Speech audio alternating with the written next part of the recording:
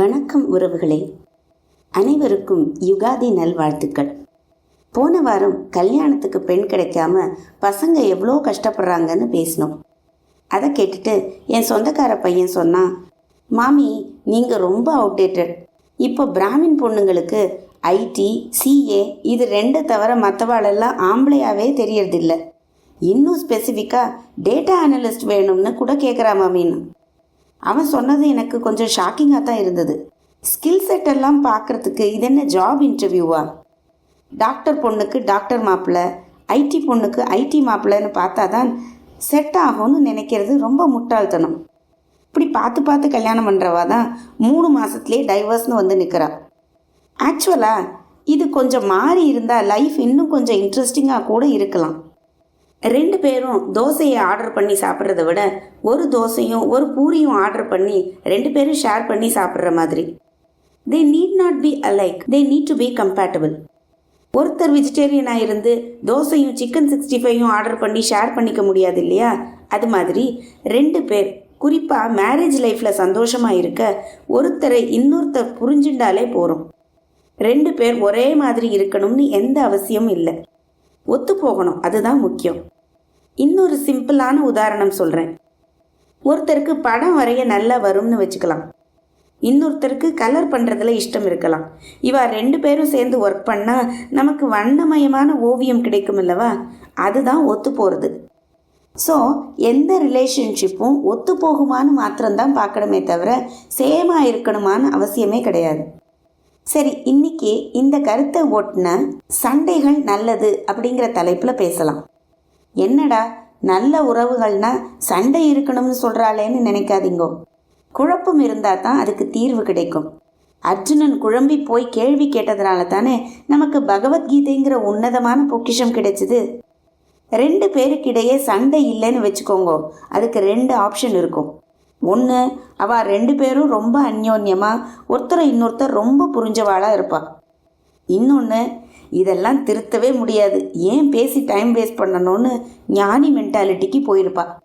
இது எப்படின்னா, டீச்சர்கிட்ட கிளாஸில் ரொம்ப புரிஞ்சவனும் சுத்தமாக ஒன்றுமே புரியாதவனும் கேள்வியே கேட்க மாட்டான். குழப்பத்தில் இருக்கவன் தான் தெரிஞ்சுக்கணும்னு நினைக்கிறவன் தான் கேள்வி கேட்பான். அது மாதிரி தான் வீட்டில் நடக்கிற சின்ன சின்ன சண்டைகள் கூட.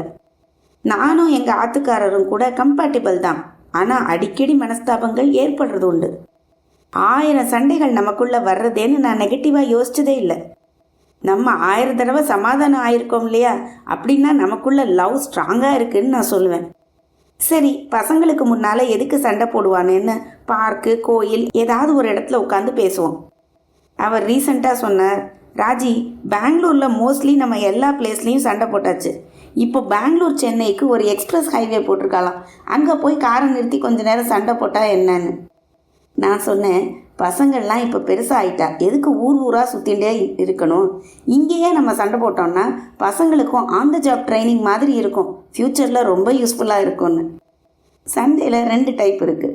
ஆரோக்கியமான சண்டை, விதண்டாவாதமான சண்டை. ஆரோக்கியமான சண்டை உறவுகளை பலப்படுத்தும், ஆனால் விதண்டாவாதம் தான் உறவுகளில் விரிசல் ஏற்படுத்தும். நீ ஏன் எனக்கு கிஃப்ட் வாங்கி தரல? வீட்டுக்கு வந்த கெஸ்ட்டை ஏன் நீ அப்படி சரியாக பேசலை? ஏன் ஹெல்த் கான்ஷியஸாக இல்லை? இப்படிலாம் சண்டை வந்ததுன்னு வச்சுக்கோங்களேன், அது ஆரோக்கியமான சண்டை. இதில் ஒருத்தர் இன்னொருத்தருக்கு எதையோ புரிய வைக்கணும்னு முயற்சி பண்ணுறாங்க. இந்த மாதிரி சண்டைகள் வந்தால் நல்ல ரிலேஷன்ஷிப் இல்லைன்னு அர்த்தம் இல்லை. ஆனால் இதுக்கு உங்கள் அப்பா அம்மா ரொம்ப யோக்கியமா, உங்கள் அண்ணன் யோக்கியமா, தம்பி யோக்கியமா, கிஃப்ட் வாங்கி கொடுத்தா தான் புருஷனா, இப்படி பேசினாதான் விதண்டாவாதம். எப்பயுமே ஒருத்தரோட இன்னொருத்தரை கம்பேர் பண்ணக்கூடாதுன்னு சொல்லுவான். ஆனால் சரியாக கம்பேர் பண்ணணும்னு நான் நினைக்கிறேன்.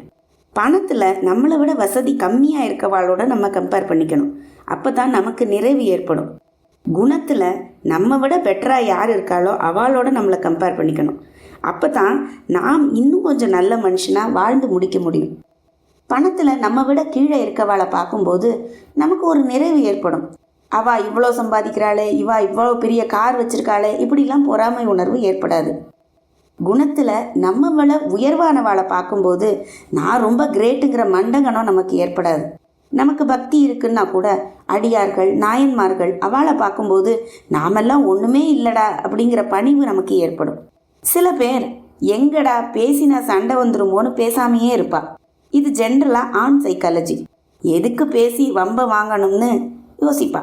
ஆனால் பெண்ணோட சைக்காலஜி படி அவளால் பேசாமல் இருக்கவே முடியாது. Men are from Mars, women are from வீனஸ்னு சொல்லுவாள். அது மாதிரி பெண் பேசுறதாலேயே சண்டைக்காரி ஆயிடுறது இல்லை. பேசாமல் இருக்கிறதுனால ஆண்கள் ரொம்ப சாதுவும் இல்லை. சண்டை இருக்கிற வரைக்கும் தான் அந்த உறவில் ஹோப்னு ஒன்று இருக்குது. சண்டை ஒருத்தரை இன்னொருத்தர் சரியாக புரிஞ்சுக்கிறதுக்கான வரம்னு நம்ம பார்க்கணும். சண்டையை வரமாக மாற்றுறதுக்கு உங்களுக்கு ஒரு சின்ன ஐடியா. எஸ், IDEA, இந்த 4 வேர்டை ஞாபகம் வச்சுக்கோங்க. I stands for intention. நம்மக்கிட்ட ஒருத்தர் சண்டை போடுறாளா, அவளோட இன்டென்ஷன் என்னன்னு பார்க்கணும். அவள் என்ன பேசுகிறாங்கிறத கூட பார்க்கணுங்கிற அவசியம் இல்லை. why they are speaking that, ஏன் அவள் நம்மக்கிட்ட சண்டை போடுறாங்கிறத யோசித்தோம்னா பாதி சண்டை சால்வ் ஆகிடும். ஒரு அம்மாவே ஒரு குழந்தைய திட்டுறான்னு வச்சுக்கோங்க, ஏன்டா தூங்கிட்டே இருக்கேன்னு. திட்டுறாளேன்னு நம்ம பார்க்குறத விட, நம்ம எந்திரிச்சு எதையோ வாழ்க்கையில் சாதிக்கணும்னு அம்மா நினைக்கிறா, நான் ஒர்க் அவுட் பண்ணணும்னு நினைக்கிறா, நான் ஹெல்த்தியாக இருக்கான்னு நினைக்கிறா, இப்படி புரிஞ்சுட்டோம்னா சண்டை சால்வ் ஆகிடும். D stands for delay. ஒரு சண்டை பெரிய சண்டையாக மாறுறதுக்கு காரணம் நம்ம பண்ணுற டிலே தான். எந்த ஒரு சண்டையாக இருந்தாலுமே உடனே அதை போய் உக்காந்து என்ன ப்ராப்ளம் அப்படின்னு சால்வ் பண்ணிட்டோம்னா அது ரொம்ப ஈஸியாக முடிஞ்சிடும். ஆனால் எதுக்குடா போய் பேசி சண்டையை பெருசு பண்ணுவானேன்ட்டு பேசாமையே இருந்து டிலே பண்ணோம்னா பிரச்சனை என்றைக்குமே சால்வ் ஆகாது. அப்படியே கூட இருக்காது. அது நாளுக்கு நாள் டிலே பண்ண அது இன்னும் கொஞ்சம் ஸ்ட்ராங்காக டபுளாக மாறிகிட்டே இருக்கும். சின்ன பிரச்சனைக்கு மேலே ஆட் ஆகிட்டே போகும். ஒரு சின்ன கான்ஃப்ளிக்ட் ஏற்பட்டாலும் உடனே அதை உட்காந்து பேசி மோஸ்ட் ப்ரிஃபரபிளி அன்றைக்கி நைட்டே சால்வ் பண்ணிட்டேன்னா உங்கள் லைஃப் ஈஸியாக இருக்கும். Third, E stands for empathy. எம்பத்தின்னா நம்மளை பற்றியே யோசிக்காமல் அவளோட ப்ராப்ளம் என்னன்னு யோசிக்கிறது. You put your legs inside their ஷூங்கிற மாதிரி சொல்லுவா தெரியுமா. அவள் ஏன் சண்டை போடுறான்னு அவளோட பாயிண்ட் ஆஃப் வியூவில் இருந்து யோசிக்கிறது. அதுக்கு பேர் தான் எம்பத்தி.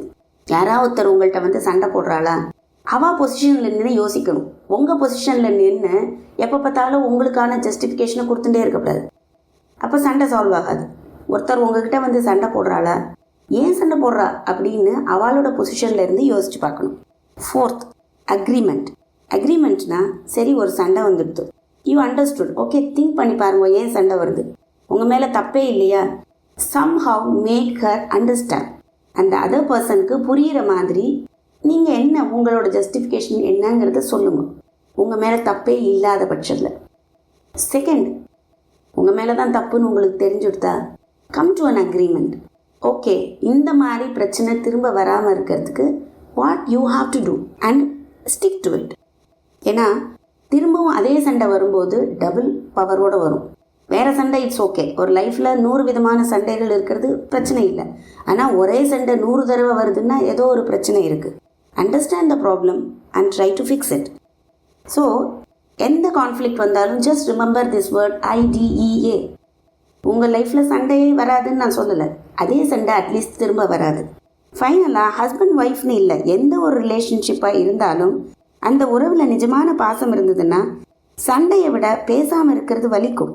4 திட்டுனா கூட பரவாயில்ல, இவ பேசாமல் இருக்காளேன்னு கொடுமையாக ஃபீல் ஆகும். அப்படி தோணுச்சுன்னா தான் உங்கள் உறவில் உயிர் இருக்குது, அதை ஃபிக்ஸ் பண்ண முடியும்னு ஒரு அர்த்தம். ஈவன் இந்த ஐடியாவெல்லாம் ஒர்க் அவுட் ஆகும். ஆனால் சில கேஸில் பேசாமல் இருந்தாலே போதும் நிம்மதின்னு தோணும். சண்டை போடுறது எவ்வளோ புத்திசாலித்தனமோ அதே போல் அட் அ சர்டன் பாயிண்ட் அதை எப்போ நிறுத்தணும்னு தெரிஞ்சுக்கிறது அதை விட ரொம்ப முக்கியம். அதை பற்றி அடுத்த வாரம் பேசலாம். நிறைய பேசுவோம், புரிந்து கொள்வோம். நன்றி.